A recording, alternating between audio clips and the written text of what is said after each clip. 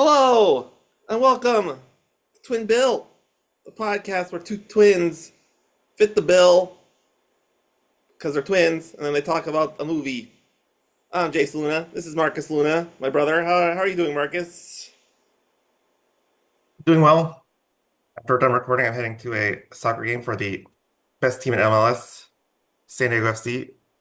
Probably can't read it on my video camera or whatever, but yeah, there's San Diego. Ooh, Yep, we are twins, but I know nothing about the MLS hierarchy. All right, let's warm up. Uh, Fine. Let's try to do bad rap again. There's no suggestion. You just think of a word and then do a couplet. First line of the word, the couplet. end of the first line sets up an obvious rhyme that the couplet's talking about, and at the very end you switch the last word. I'll do an example. Set the thing. Okay. My head is cold. There's nothing wrong with that. Bad rap. Bad rap. Bad rap. So before I go, I make sure to put on my head a dog because I was gonna say hat. Okay, that was really terrible, but I technically did it. All right, you want to try one? So I give you a word, or No, you give yourself a word basically, and then you set it up with the first line, and then you intentionally don't say it in the second line.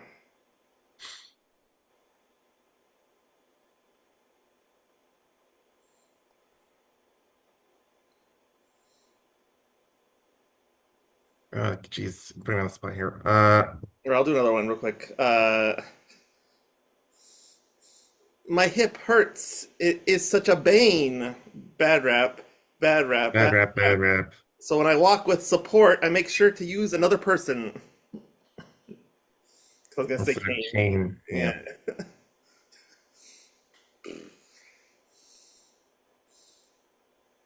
All right. All right.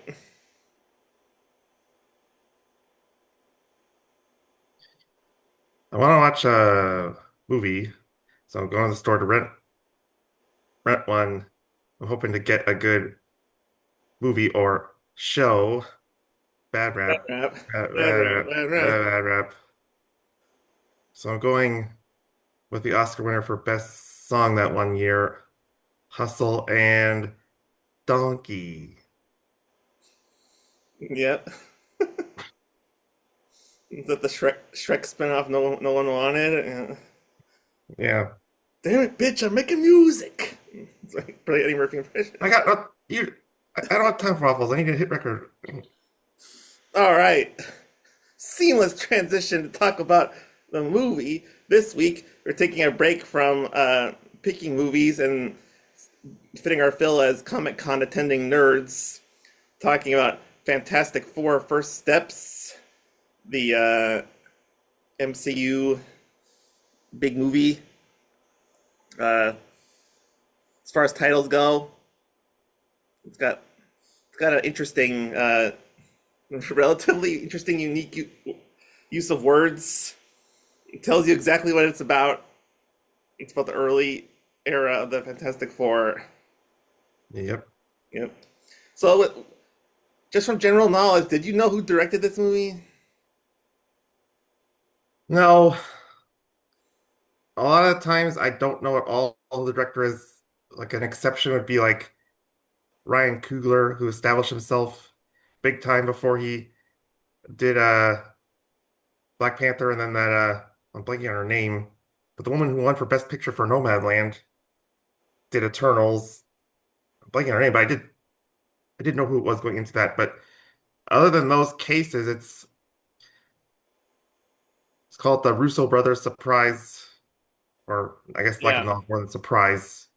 Russo Brothers is a good comp because Russo Brothers had a television background. The general theme of the director and the cast of this film is they always, they say the prestige television is the new movies, and there's a lot of TV experience amongst the cast of this movie, including the director. The most the most likely because he directed some of WandaVision, which makes a lot of sense, and then he directed Game of Thrones, which makes some sense, and then apparently he directed a lot of It's Always Sunny in Philadelphia? Question mark. Well, the Russo brothers did a lot of work on Arrested Development, and And they Community directed the too. biggest superhero Marvel movies of all time. Yeah, yeah, similar. Good job. Talk a little bit about the cast, just setting things up a little here. Uh, Easily the most famous cast member, Pedro Pascal as Mr. Fantastic. Uh, we both saw some of The Mandalorian, Yep, which he was mostly masked for. yep. It's Uh, it sounds like Timothy Oliphant to me, but he's yeah. Where, I mean, do you know offhand where Pedro Pascal's from? Because I looked this up. He's more American than I thought. He was born in Chile, and I think he has dual citizenship. When he was a adolescent or a teen, his family moved to America. I was gonna say the general theme of the if there's a theme to the Mandalorian's voice, it's like very flat, like Midwestern almost accent. But yeah. So I wasn't sure if Pedro Pascal was putting the Mandalorian voice on or whether that was closer to his real voice, but I guess it's kind of in between. Neither of us watched the Last of Us show. That's correct. Is that correct? uh, it's gonna take me forever to do it, but I need to play Last of Us 2 before I watch the show. Because apparently that's like the most transcendent role of his career. It's giving you even more fame going into this movie. And then trivia question: if you weren't looking at my outline, do you remember what DCEU movie Pedro Pascal was in? Pretty sure we talked about it in our review of Superman, so yes. Uh, Yeah, because uh, not to interrupt you, but the Sean Gunn is playing him now, apparently in the Gunn universe. yeah, Maxwell Lord. we're not going to talk about any spoilers or the review of Peacemaker, but Maxwell Lord on Peacemaker. Oh, haven't been able to watch it yet. Just came out. Yeah, first episode. But yeah, the really wacky version of Maxwell Lord in the Wonder Woman 1984. A lot more of a reserved, nuanced, good performance in this movie compared to that movie. I think that's fair to say. He's a good actor. I think he elevates most of the things he's in. So Like I say, he wasn't that good at. Part of it was the direction and the tone of the movie, but he was kind of wacky in the Wonder Woman film. Yeah, I liked his hero turned villain character spoiler in Kingsman 2. yeah, the movie's kind of a loose fog for me, but I like he. all the I think I liked all three of the Kingsman more than you did. We don't need to talk about belabor this. I like the first Kingsman fine, You saw but that I like those two and the prequel one. I Uh, saw all three. They're fine. Moving on. It's not like I said. It's not a Kingsman review, but otherwise, yeah, I'd be a little more angry about it. But yeah. Uh, so again, the more niche actors. Uh, did you know Vanessa Kirby playing the Invisible Woman is British, using a vague New York City American accent? yeah, I think I knew that before because she's British. Doesn't she have British accent in Mission Impossible or something? Yes, she played a British character in Mission Impossible. I don't remember her character that well because a lot of things blend together with that aren't Tom Cruise running. She also was on The Crown, playing Princess Margaret. And Never saw it. call back to our award-winning episode about Never, Rarely, Sometimes, Always. Did you watch Pieces of a Woman? I did. That was it's waned the last couple of years, but I used to watch as many Oscar movies as I could, and I watched that. Um, Because funny, 'cause I was thinking it's kind of like never, rarely, sometimes, always, because it's about spoiler alert, children dying or unborn or born children dying or whatever you want to call it, but also a connection to this movie because it's about birthing to an extent. But, yeah. well, yeah, I guess it involves babies. Well, I don't want to go There's into, babies who are supposed to be born in both movies. Not a critical analysis. Just if they it's want the baby in Pieces of a Woman. and Fantastic Four. That's what I'm saying. Between those two movies, Oh, I thought you were- Fantastic Four, there's a baby. Spoiler alert. All right. That was fun. Okay. Let's keep going. Did you know that Joseph Quinn, who plays the Human Torch, British person with a vaguely American accent? I did not. I've fallen behind on Stranger Things, so I haven't seen his. He's American in that too, but yeah. That's what. Yeah, that's what I'm saying. It's the only two things I know him from. Oh, I didn't watch it, and I probably do want to watch it because I enjoyed for both of the Quiet Places. I didn't watch the prequel. Yeah, he That just to connect the dots for our audience who knows Stranger Things better than we do. I watched the first season, two seasons actually. But anyway, he played Eddie Munson, the the weird punk guy with the giant long black hair and the metal shirts. yeah, I did not recognize him in Fantastic Four. It was a very elaborate costume in Stranger Things. very different here. And I don't know nothing about this movie. It's actually like a dramatic. I don't know what you call it, a dramatic franchise. But Steve McQueen's doing a bunch of movies about South Africa called The Small Axe. Joseph Quinn's in one of those. I was just looking up Okay, his prominent parts, but yeah, yeah. good for him. Sounds very what's the word? Social commentary or profiling the downtrodden in South Africa, historical stuff. You know, kind of heady. Maybe it's good. No one knows. That was a TV show. Oh, I thought it was a movie because the way they because there's I guess because he calls the seasons different names. I thought they were movies, but yeah, yeah. Well, it does say film series on, but then it's on the television section of his. Streaming movies then I guess. I don't know. Again, it's not a review of Small Axe, so if you're It listening and premiered on BBC One. That's why it's a TV. It's in the TV section, but they're yeah, film length episodes. okay, interesting. I'm used to TV movies. I'm used to obviously shows, but serialized movies. It's interesting. Okay, and then we get to the thing. Can can you, without looking, say his name, the actor?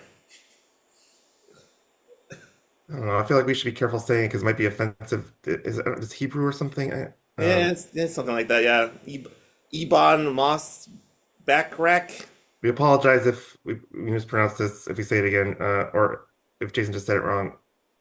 I Uh, mean, we didn't mean anything by it. the only thing that may be hard to tell if I'm pronouncing it right is Bachrach. It could be a more ethnic pronunciation or like Burt Bacharach without the A in the middle. But Or yeah, maybe it's Eben. I don't know. But that's true. Ebon does sound a little. No, okay, well, let's not get into that. Cause yeah. All right. Did you watch the? You didn't watch the Bear or Girls? no. He's most famous now for the Bear because I think because that show's popular and he's like the co-lead. Well, I know him from Punisher. Yes, it's very thinking of him now, having watched the Bear. It's hard to think back to the Punisher because Punisher character is a lot more emotional, rational, sensitive, normal, for lack of a better term. And the Bear, he's like fully unleashed. I don't remember if it's New York or Philadelphia or wherever the Bear's set, but it's like total bro, heavy accent, you know, very aggro. And then Girls, I watched Girls. Apparently, he played a musician, kind of sensitive jerk. That's kind of how Girls rolls. But you know.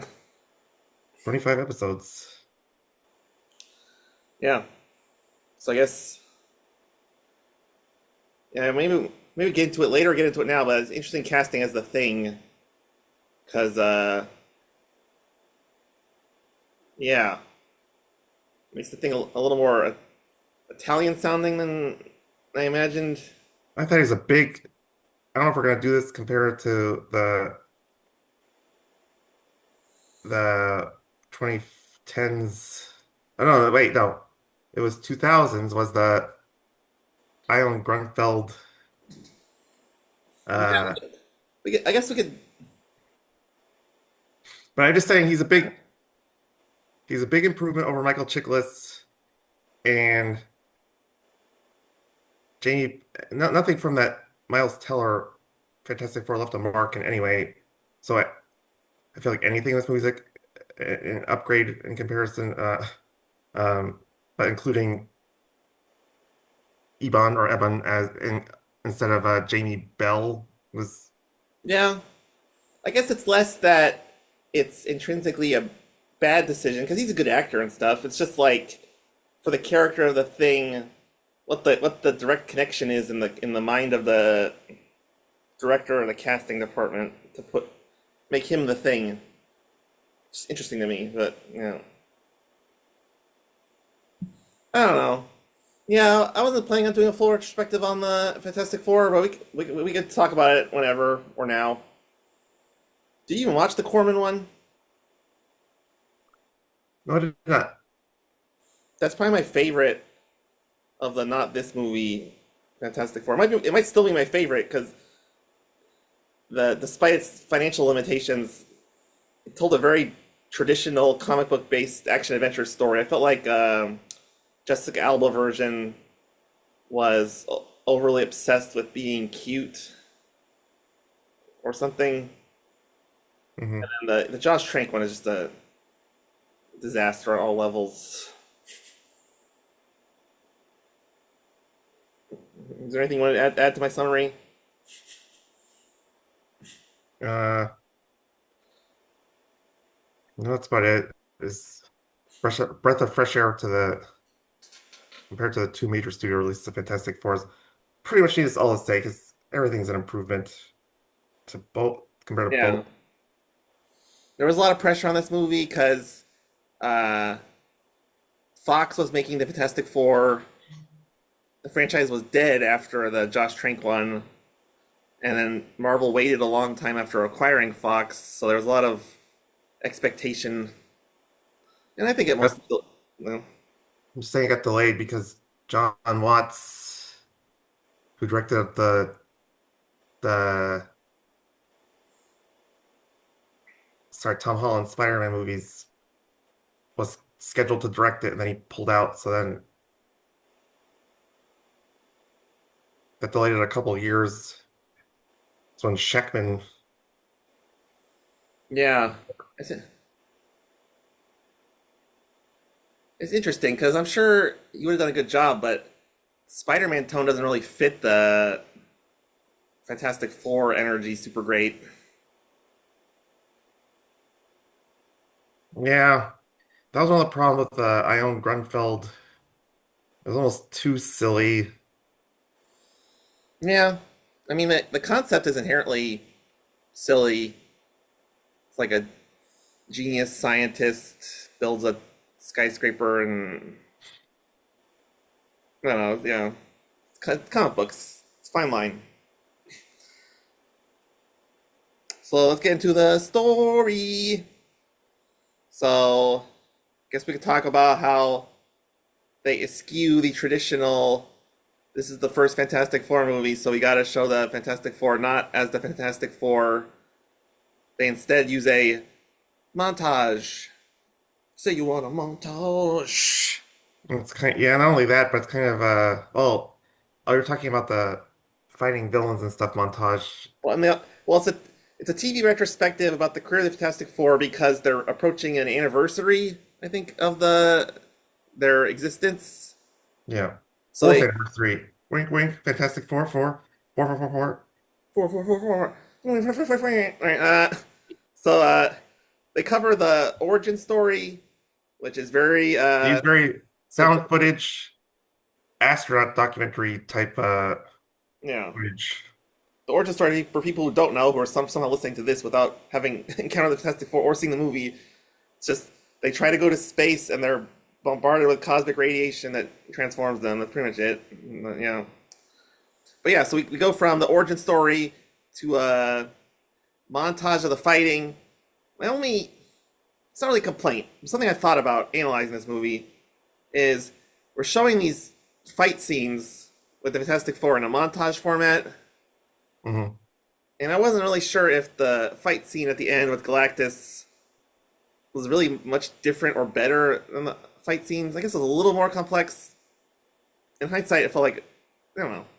I disagree. It's a lot of thought into the setup and what they're trying to do and everything. So, Well, we're gonna get there, but in my opinion, the setup to fighting Galactus on the at the end was better than the fight with Galactus at the end. Yeah, yeah. maybe that, but I don't agree with just saying it's like the quick montage where they beat villains in 5 seconds. All the villains in the montage 5 seconds or less. Yeah. It does a really good job of setting the tone that this is a kind of what's the word? The Fantastic Four in general are some of the most comic book heroes because they were like Stanley and Jack Kirby's first idea. So so so the way they cut the sequence, it kind of made it feel like a comic book. Sort of felt like the tone of the comic book. That was a circuitous sentence, but yeah. Yeah. So yeah, so we find out I'm sure again you can interject with plot or whatever, but we find out they're pregnant or Susan's pregnant, and Yep. yeah, I think it's interesting as a comic. A lot of things. It's a common thing with comic book movies where if you read comic books, you sort of start predicting the future because you know the way things happen in the comics. They might not happen that way in the movie, but you start thinking that way because you know that the I guess it does come up later that their son Franklin will develop incredible superpowers. Yes. Yeah. But they're pregnant. I guess in the world of the movie, it's just sort of like exciting for this celebrity couple to be with child. And in my notes, I'm skipping straight to Silver Surfer. There's probably something else in there. That's about it. It's about a very happy-go-lucky, Fantastic Four, awesome build. So it's not a lot to talk about there. We can go, can definitely go to Silver Surfer. So yeah, in my notes, I was like, okay, here's a question, because I was gonna make up the generic point that this is much better than Fantastic Four 2 Rise of Silver Surfer or whatever you want to call it. With Yeah. but pound for pound, I mean, yeah. What do you think about the making Silver Surfer a woman, and how does that compare to either the Fantastic Four movie or the general preceding comic book images of the Silver Surfer? I was mildly disappointed, I guess. Just nothing against Julia Garner. We're definitely not. I was not against women either. I think the Silver Surfer woman character. I keep wanting to call her Norrin Rad, but it's instead Shala Ball. Charlotte Ball. Julia Garner does a good job playing her and whatnot. I just Nor in the comics I read way back from his origin when Stan Lee and Fantastic Four, and then you would know I can't I won't be able to pull it that whoever wrote and drew this Silver Surfer comics. It was a combination. Stanley tried to do it for a while. Steve Englehart, and then Jim Starlin managed to tie him to Thanos. But yeah, the it was a very popular comic for the best writers and artists to work on because it's a very expressive art style with the flying through space and stuff. Yeah, yeah, yeah. Yeah, and part of my reverence for Norrin Rad is after the Galactus thing, and obviously this movie's all about the Galactus thing, so like it's not really fair because it's a subject that's not covered here. But uh, I don't know. I guess I didn't view it as stunt casting because or anything like that. Like me and you are both never of the opinion that anything is woke, really.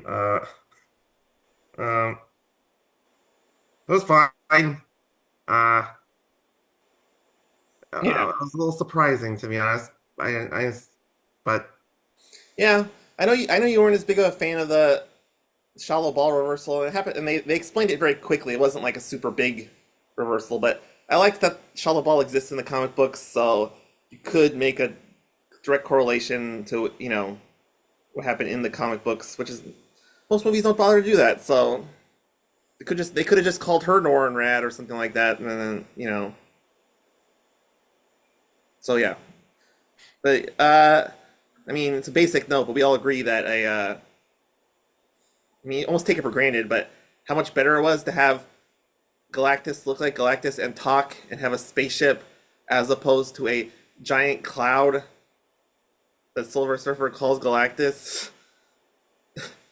yeah, that's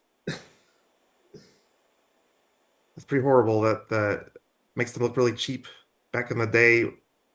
That they hinted that Galactus was a presence more than showing him, and one of the cooler looking people in the history of comics. So it's good to see his helmet and his full body and everything, and his Dialogue too. size compared to other people because he is a giant. That was That's, actually so it's really good on the Marvel people to embrace the awe-inducing, scary nature of Galactus and showcase it on film. yeah, I especially like that he talked because my favorite part about Galactus in the comics is that he's hyper eloquent and articulates all his fate that he has to eat planets and stuff. And He's, he, and it matches the comic book and how he talks because he's totally devoid of emotion. well, I guess he is somewhat devoid of emotion, but it's more like he's so intelligent that he thinks most of the people he talks to are stupid. So yeah,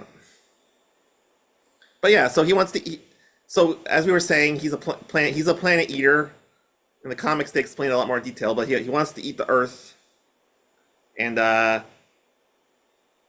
very interesting thing that will probably be explored in future Marvel properties. I mean, almost certainly will. Galactus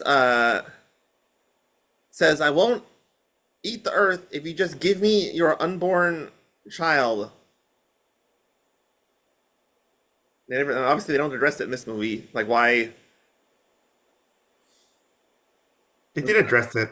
Was he gonna eat the child? Adopt the child? Uh,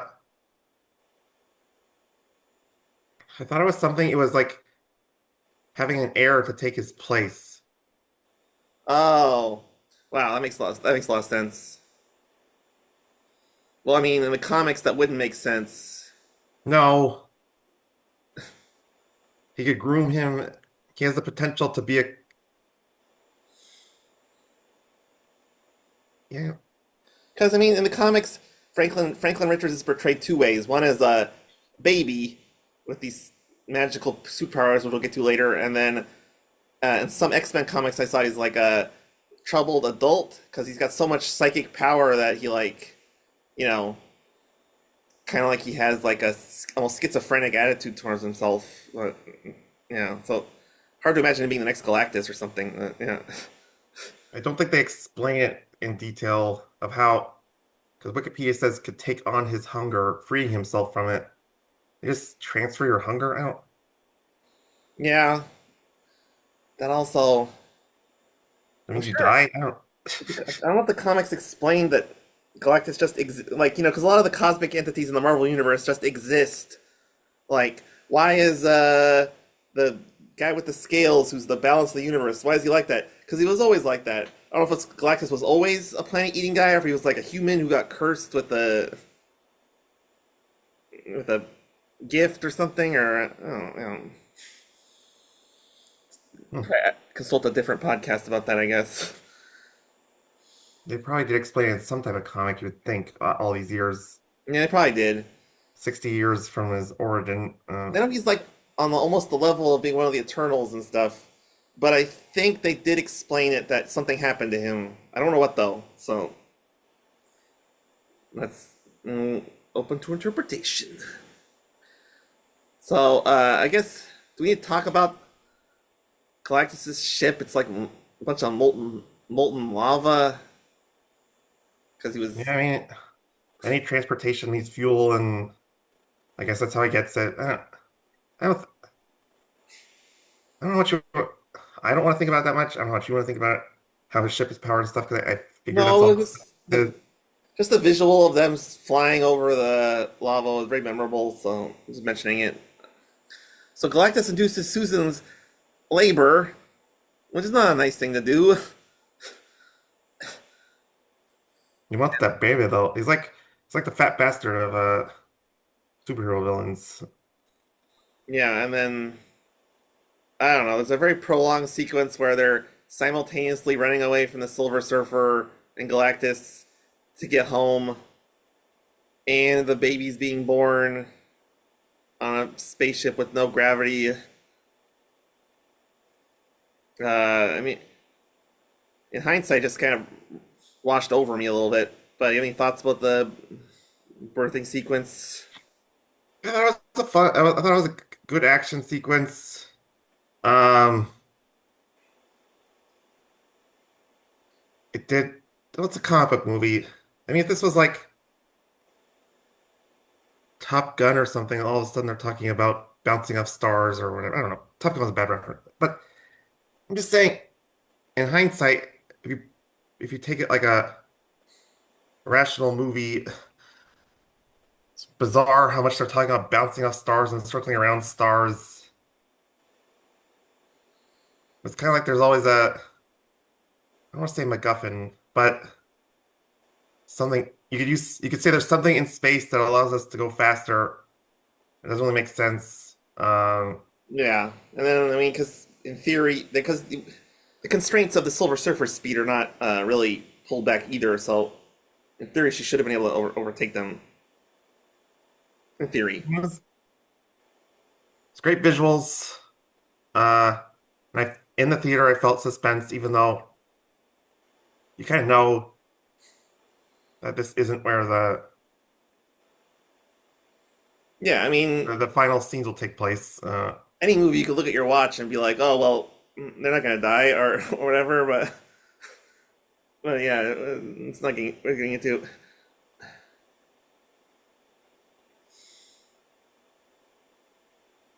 So I thought the most interesting part of the movie, from like a this is different than other movies, especially MCU movies, is they go back to Earth and their press conference is like already set up to like they're the Fantastic Four. Of course they're gonna win. Let's have a press conference to celebrate or whatever.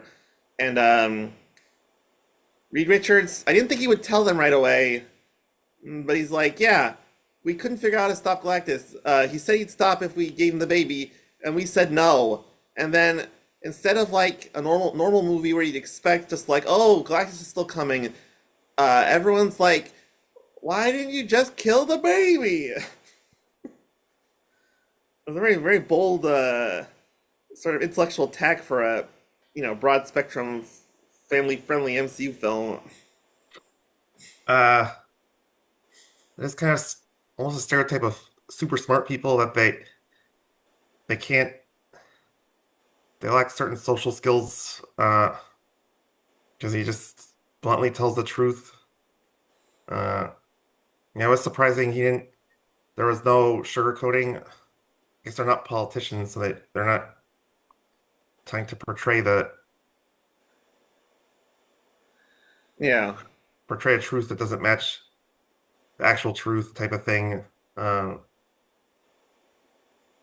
that was surprising. Yeah, I mean, yeah, but you expect some nuance. Yeah. Yeah, I mean, I understand that's sort of for the survival of the planet, but the implied bloodlust of the residents of New York for the newborn baby, kind of thought provoking, I guess. What'd you think of Johnny Storm translating Silver Surfer Ease or whatever? Um, it did kind of feel like it's kind of unfair because they all contribute even without him doing this, but it did kind of feel like let's give Johnny something to do so he could say he helped. I think it's just weird because movies like Guardians of the Galaxy, they heavily imply everyone speaks English fine. Like Star Lord just talks to Jamin Hansu on the alien planet and stuff. So it's one of the rare like unbroken foreign languages in the MCU I can think of. But Yeah,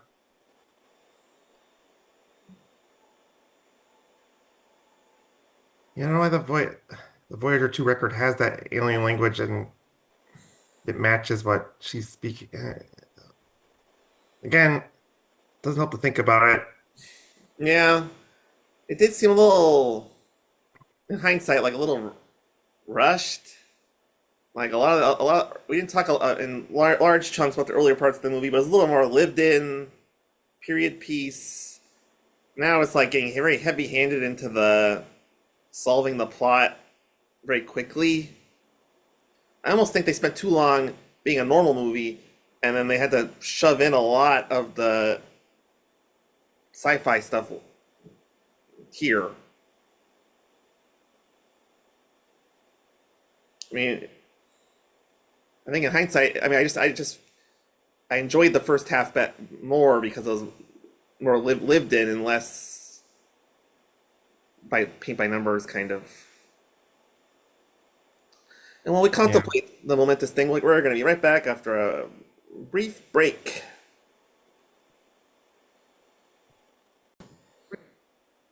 Welcome back from the break. As we were saying, Johnny Storm, great linguist that he is, figures out the Silver Surfer language, Yep. and then we get my most disappointing scene in the movie because I was way ahead of this, and they tried to make it seem like it was the emotional apex of the story, and it wasn't.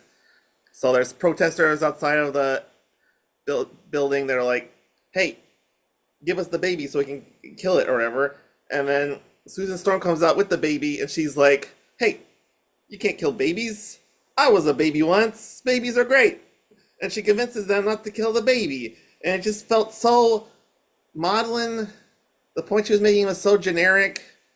Nothing surprising about the scene. Nothing seemed novel about it. Well, not only that, because it is kind of like a Newt Rockney, every other sports speech in the history of mankind. We can't do it alone. We have to do it together. Together we can beat anyone. Yada yada. But the worst part was this is a pretty massive mob. And she says the speech apparently loud enough for everyone to hear, but she doesn't seem to be raising her voice that much. So the acoustics of the crowd being able to take it makes no sense. And I don't, I mean, I'm talking about, I literally said the phrase makes no sense with a movie with a stretchy guy, a rock dude, a flaming guy or whatever, but tried some microphone or a megaphone. I don't know. If you overthink it in the opposite way, maybe because the the news media is such a strong presence in this movie. Maybe there was a TV crew with a mic and a camera, and someone Then got there's no contaminated. shot of them looking at the people looking at a video or something, or No, you're right. It was lazy because well, this movie. Uh, a more nitpicky point. This movie is sometimes they seem to conflate like galvanizing or talking about the world with galvanizing and talking about New York slash Manhattan. obviously doesn't ruin the movie or anything, but it's just kind of like it gets a little more logistically important later in the movie. But There's kind of a relative easiness to how things get resolved, and it's kind of old school about it, which is almost feels appropriate since this movie is set in the 60s essentially. yeah, I'm not, it's not a lot of nuance and kind of resolves in a more cliched way than some other Marvel movies, some of the things resolve because right. they all want to trade this baby, so Galactus leaves them alone, and then this one generic speech placates them. It's very there's an ease to it that very convenient. Yeah, like you say, I guess the context of the time period does a lot to prevent it from becoming just stupid. And also, like, I guess also simple part of it is the audience doesn't want a baby murdered. So even if it is a simplistic way to get there, it's like probably the right way to go on an emotional level. So the movie keeps getting weirder and weirder as Reed Richard, because things gets you're talking about simplistic in terms of plot, but simplistic in terms of base science. Reed Richards is like, hey, I know how to teleport stuff. Why don't we teleport the entire planet to another dimension? Yeah, I mean, on a scientific level, it falls apart. I mean, realism of, like you say, realism of super movies doesn't make a point, but conservation of mass, conservation of energy, the existence of other dimensions, this is all solved. well, it makes sense why the timing of her speech because a big theme of her speech is togetherness, and then Reed Richards requires togetherness to make his teleportation scheme Yeah, work, although it ends up, as we'll talk about, not working. not fully working. Yeah, I forgot about. I didn't put that in my notes. That yeah, they have to build these teleportation pods all over the world, and it's kind of a silly scene where it's like, God, these teleportation pods are using too much energy. I don't know. What if everyone turned their lights off? I mean, it makes some basic sense, I guess, but it's just kind of silly that they have a dialogue scene to explain it afterwards. Yeah. But yes, Yeah, just everyone turns their power off. if you work together and make sacrifices, you can do anything. I mean, The more you know. it makes some sense for everyone to turn the lights off, but like, what about like hospitals and We don't show the hospitals. lines and This is the kids. This movie's for the kids, Jason. No, no hospitals. Uh, police stations, security systems? for the kids. What about kids? What about video arcades? I guess there's no video arcades 1950, 1960 or whatever. So, anyway, pizzerias. But What a movie. the pizzeria gesture. What do you mean? Yeah, what about the fine restaurants that E. Ebon Moss Bachrach worked on the Bear? Yeah, what about those? You plan ahead and you eat you eat prepackaged foods those days. So anyway, everyone in the world listened, and they saved the Yeah. power, and they're gonna do it. And then it was a good twist that Galactus was listening, and the Silver Surfer shows up and starts zapping the pods. We're trying to denigrate this movie's cleverness. Slight uptick that the Silver Surfer came back to sabotage the teleportation plan. I mean, it makes obvious sense if Galactus is so close to eating the planet that they would see that. But it was good storytelling not to like have a scene of like Galactus watching it on his monitor and being like, "Shalabal, go to the planet" or whatever. Yeah, yeah, yeah. Yeah, I can't think of a good example, but there's been movies, yeah, where the villain talks way too much about how he's going to defeat the good guys and could trim the fat and made the movie short. And as a result, this movie does flow pretty well in terms of I didn't really feel Yeah, like, oh my God, when will this movie end? Even though it actually is short for a Marvel movie, it's just under 2 hours. I agree. There was a very kinetic energy where each big thing moved to the next one, minus the baby speech. But even that was still connective tissue to the teleportation plan. And there's a lot of artful editing and cinematography in general. We'll talk about the finale. I think it might change things, but yeah. So yeah, generally swift movie. So I'm kind of my notes kind of got a little fast here, but Human Torch is now fluent. He cracked the code on the language's existence, Yep. created a giant dictionary of Silver Surfer words, can now speak it fluently, and talks to Silver Surfer. Again, don't think about it too much, Jason. Where is his linguistics degree? Anyway, so this movie does this thing. All movies do this, where he's talking to her, and he's like giving these very concrete reasons why she can't destroy the Earth, and she's like, "I have to. It's my job." And then she leaves, and then we find out later she changed her mind. But the movie has to make it seem like she didn't change her mind and never will. I don't know if I don't know if I'm criticizing that. It's just a thing that happens in movies. Yeah. Well, because then it drives, same in the comic books with Norrin Rad, that if he feels bad and wants to help, and then both the comic book and the movie, the Silver Surfer does help. But if they help, then he could be fine. I want to go back and eat Zen Lava and eat all your friends and family. Yeah, and yeah, in the comic books they were able to articulate the resolution of that, but this movie that obviously didn't, for many reasons, not have time to get into that. But yeah, so the basic plot is like I was saying, Silver Surfer zapped all the pods, but so okay, here's a logistic question for the movie, because the teleportation pods in Times Square don't get zapped.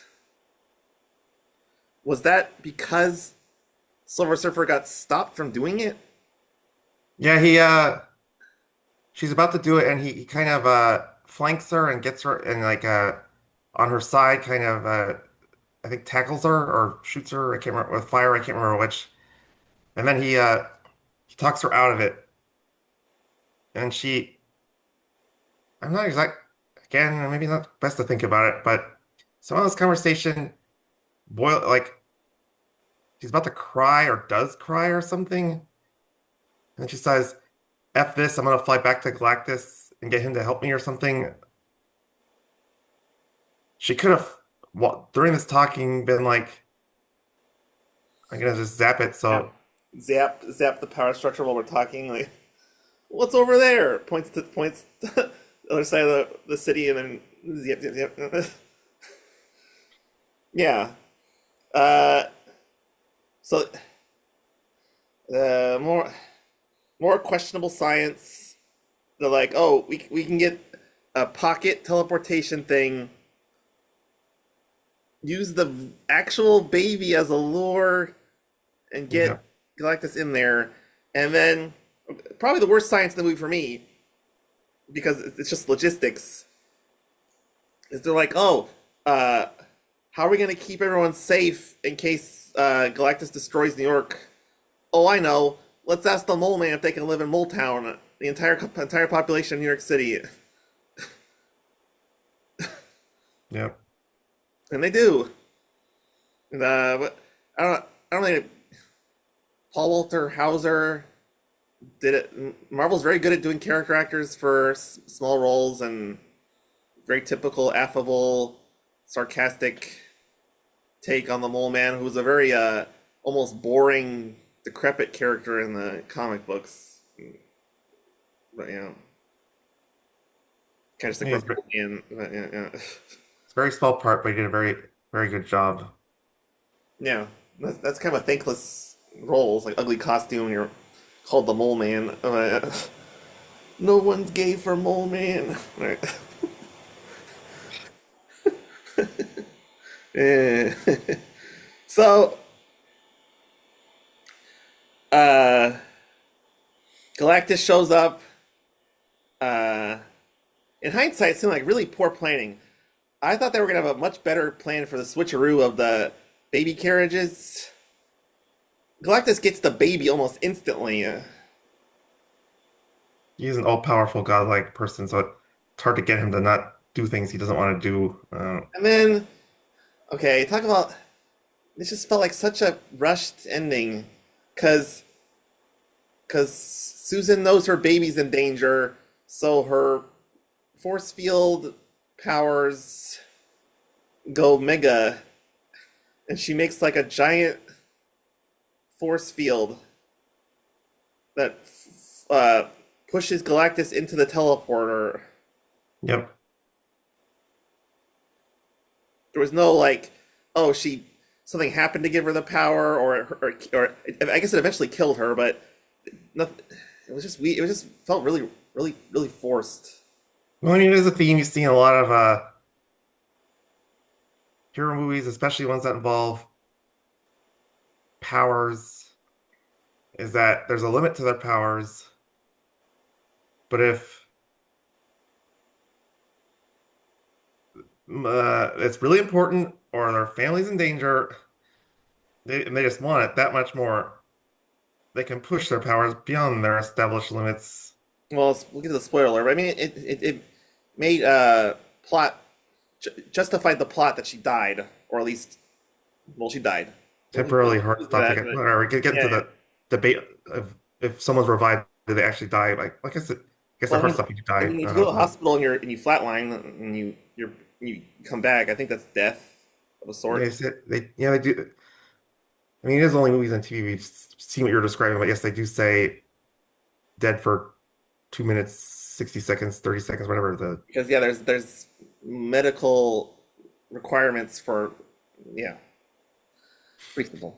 But anyways, I talk about. I mean, this whole movie is not supposed to be science realistic, but there's limits to your powers, and it should be a hard limit. Just because you really want to, or it's really needed, you shouldn't be able to go beyond those limits. Or, I mean, it's different story, but if she suddenly became infected with a alien ghost that amplified her powers, and that became the plot of the next movie or something. I mean, that'd at least be something. There was A UFO shaped ghost going, there was a thing in the ooh. John Byrne comics where she would like turn into the wife of a nihilist. It's like all black with like it's like yeah, it's like a Hmm. different character. I've never read this comic, speaking of, so. Yeah, John Byrne's good stuff. Sometimes, all right. So yeah, I didn't even write the part where because it just sort of happens alongside parallel narrative that the rest of the FF rescue the baby by climbing around on buildings and stuff.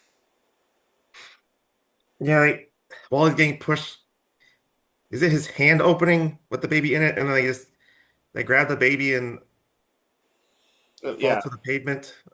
yeah, and then the last salvo is because the another movie cliche where it's like, oh, we've got him in the teleportation thing, but it's gonna take a seemingly too long time for him to stand there and go into the teleporter. So Silver Surfer stops Human Torch from sacrificing himself, and she punches Galactus, and they both go into the teleporter and disappear, presumably yeah, to another dimension, but we never saw it. Yeah. it's a, yeah, it's a port. I don't know the physics of these portals. But yes, it's a portal to somewhere else. I No, guess. they said in the movie what it is. It's a portal to a dimension that is enough like Earth to sustain life. So presumably it's a X-Men dimension. I mean, they already implied that in the Marvels movie. Yeah.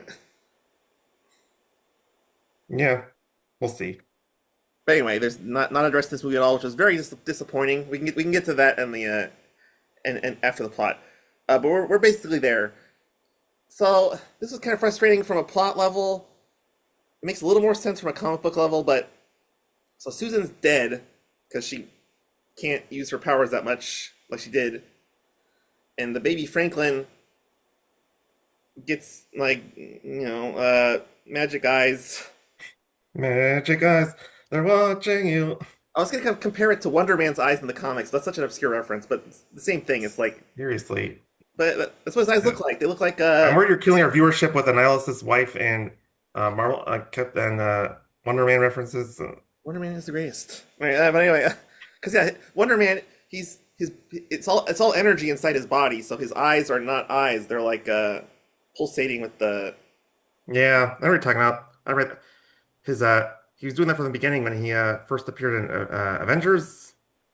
Well, after he died. No, I guess always in Avengers. 'Cause I know he died and came back. We'll do a Wonder Man episode next week. I'm sure. All right. I'm sure everyone wants to talk about Wonder Man. My point was, Yeah.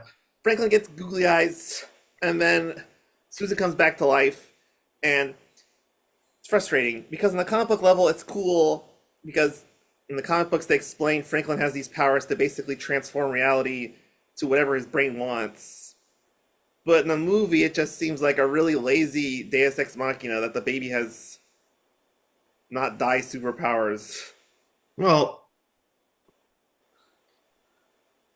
he's gonna probably have a he's probably gonna be a huge character in the Well, yes, the mid credit sequence, which we can probably get to pretty quick anyway, but addresses this almost directly.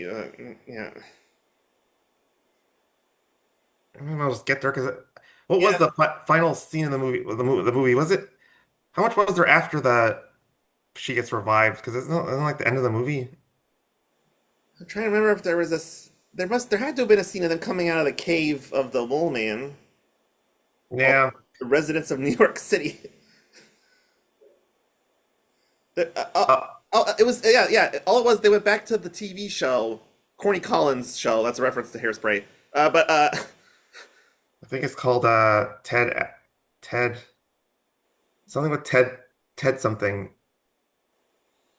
Ted Mosby. The Ted Gilbert Show. Okay, so they go back to the Ted Gilbert show to talk about the fifth anniversary, and the camera sort of spools out of the TV show credits, and then yeah, it says 4 years after the movie ends. Uh, Susan's. What am I thinking? Because I never said the last name of the whole review. Susan Richards. Richard Susan Storm. Susan Richards, Susan Storm, whatever. Yeah, playing with the baby in the mansion, Baxter Building, whatever. And she turns back around, and they don't say it's Doctor Doom, but I mean it's Doctor Doom with his mask off, and Franklin's touching his face. So it raises a lot of questions like, did because did Doctor Doom teleport there, or it fits more the profile of if Franklin somehow summoned him there because he has the transmogrification of reality powers. But they don't address that at all. Nope. We'll get to all that in a second. So I have some discussion points. A lot of these are not super big debates, but fine. What do you think the 60s setting added or subtracted possibly from this film? In terms of adding I guess it felt kind of like a breath of fresh air, kind of because all the other Marvel movies are set in quote unquote modern day. Well, actually, no, never mind. Except for like flashbacky ones like Captain America: The First Avenger. Um,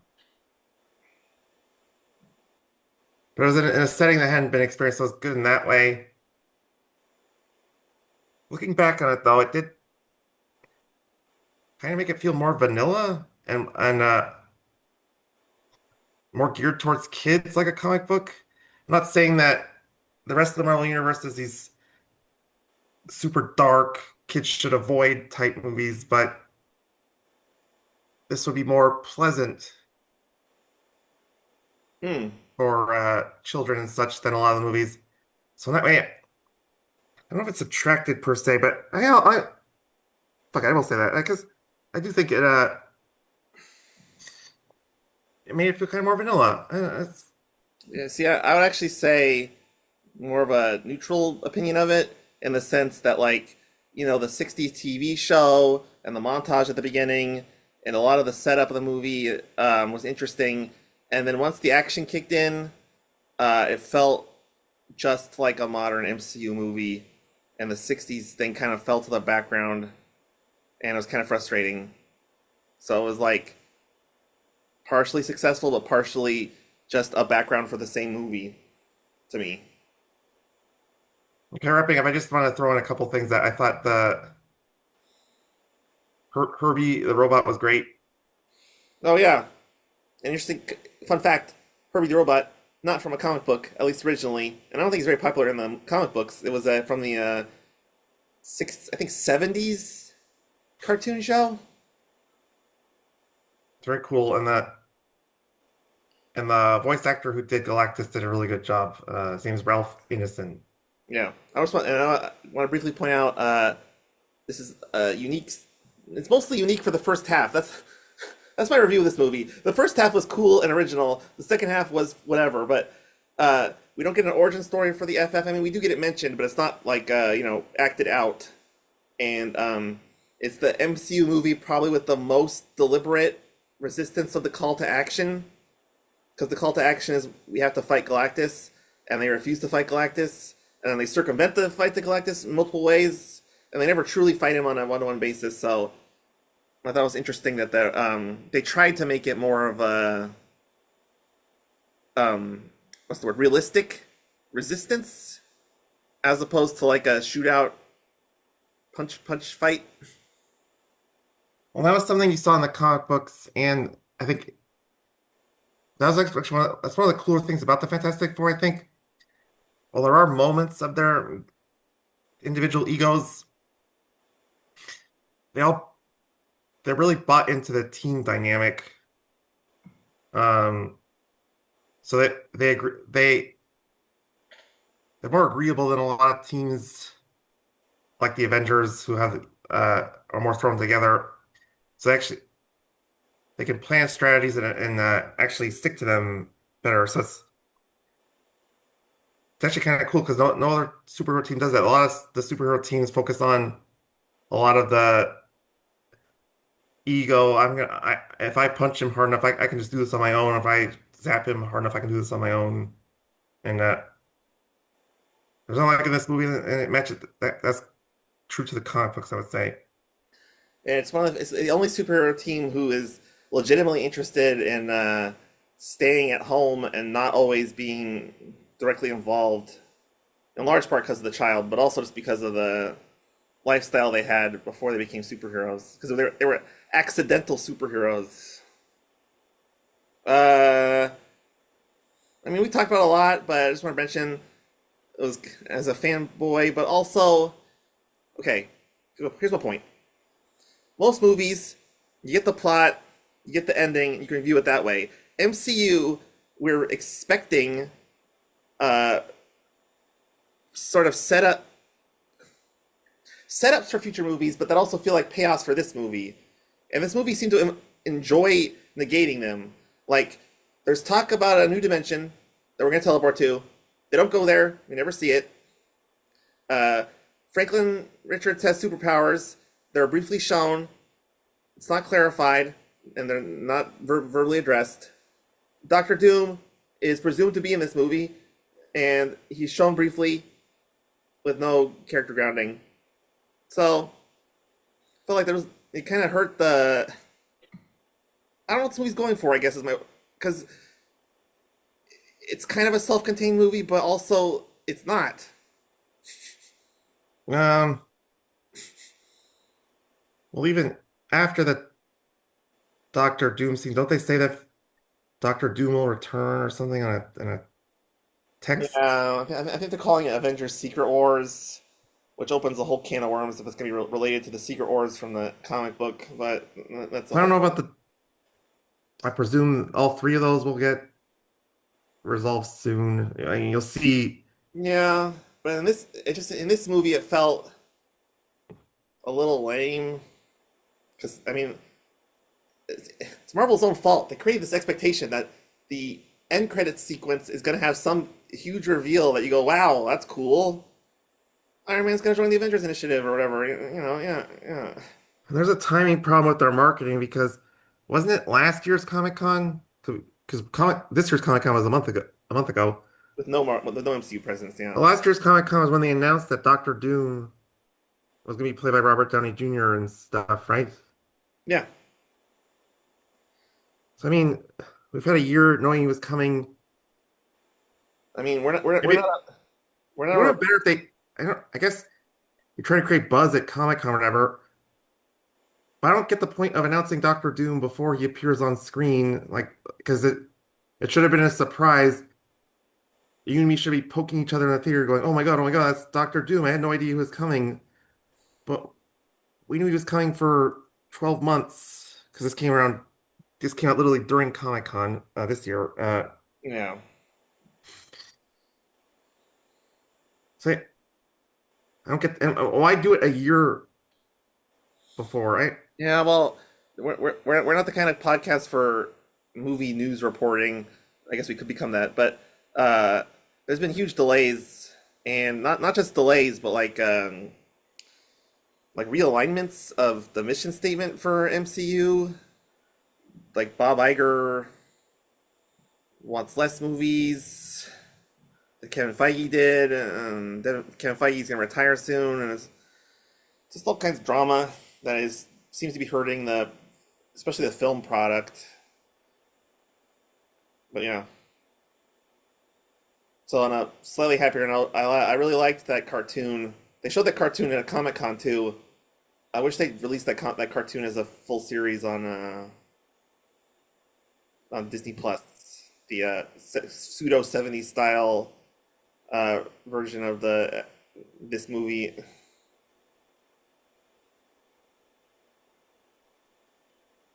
Yeah, they haven't done any of the super old cartoons, right? Um, there's some Spider-Man stuff on the Disney Plus, Okay. but yeah, not the Fantastic. Wait, the '90s Fantastic Four is on there though, so I'm sure they'll get there eventually. But anyway, this was a fictional one they created that's supposed to That was, be, I guess it did look too good to be the 60s cartoon. yeah, because it looks like the actors in the movie. It's supposed to be in universe Because they merch. reference it in the movie because the guy says to Thing, say it's clobbering time, and says, I don't really say that. It's the guy in the it's what they say in the cartoons. Yeah, and then I mean nitpicking, but he does finally say it in the final fight with Galactus, but he sort of like it was less demonstrative than I expected because in the comic books he always gets a full, like a full page, almost a full page splash panel, exclamation point, it's clobbering time. The weirdly naturalistic performance by Moss Beckrek.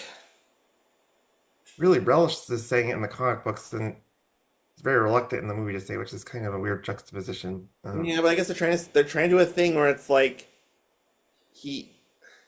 I guess that's the weird thing is that the comic books he does have this ostentatious side to him where he yells it's clobbering time and stuff, but he is like contemplative, self-hating, reserved, and all these things.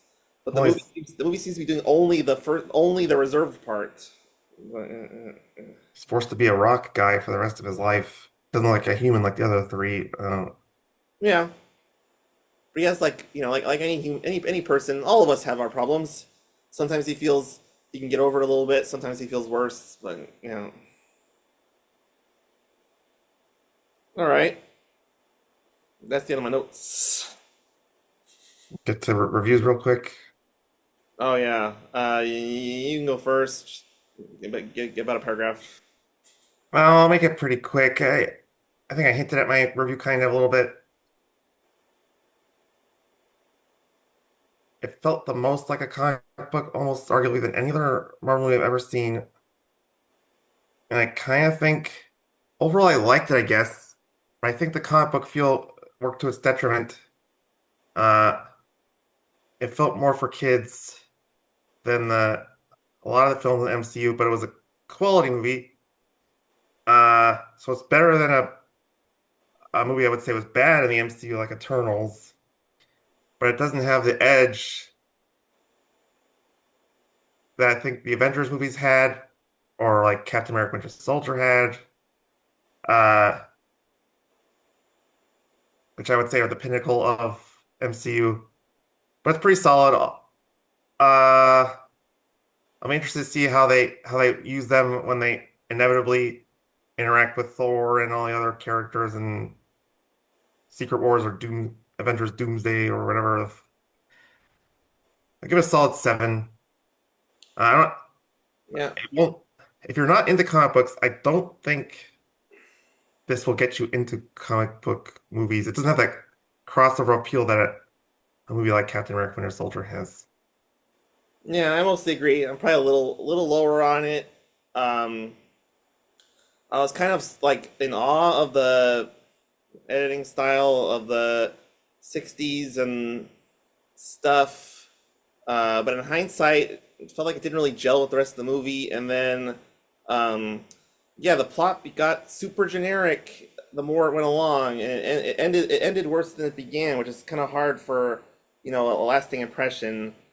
Like I thought the fight with Galactus was just so generic that it felt like a condensed version of every mediocre MCU final fight.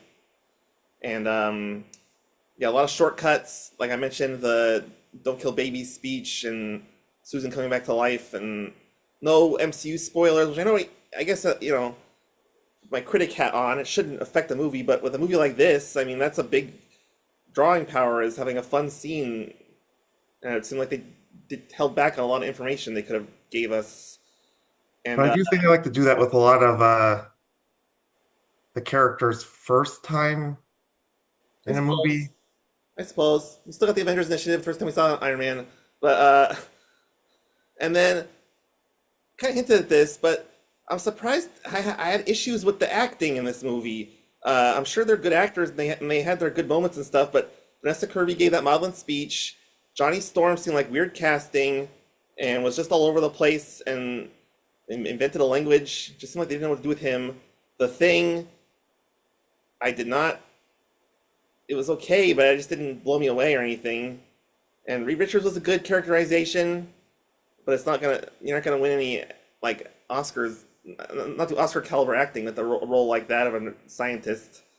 So this movie is surprisingly disappointing, but it is technically impressive and it tries new things. And I also give points to good Silver Surfer for once, and good Galactus and Mole Man, and a lot of the trappings. So it's a mixed bag for me. I'll give it a. What'd you give it? They said it was 7. Yeah, I'll give it a 6 out of 10.